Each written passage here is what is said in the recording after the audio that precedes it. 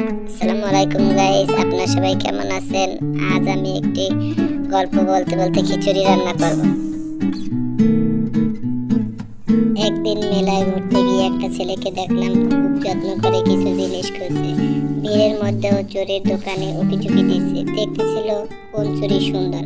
খুব মনোযোগ দিয়ে খুঁজতেছিল আর কার হাতের সাথে তার প্রিয় মানুষের হাতের মিল আছে। সবশেষে 26 সাইজের 10 মুঠ চুড়ি নিল 500 টাকা দিয়ে, আর 50 টাকা দোকানদারকে দিয়ে বলল, অনেক সুন্দর হয়েছে। আমি দাঁড়িয়ে হাসতেছিলাম আর মনে মনে ভাবতেছিলাম, ছেলেরা যারে ভালোবাসে, ভীষণ যত্ন করে, এই সব আহ্লাদটুকু সবার মধ্যে থাকে না। ব্যাস হয়ে গেল আমাদের গল্প বলতে বলতে খিচুড়ি রান্না। গল্প শোনার জন্য সবাইকে ধন্যবাদ। ভালো থাকবেন, সুস্থ থাকবেন। আবার দেখা হবে পরের ভিডিওতে।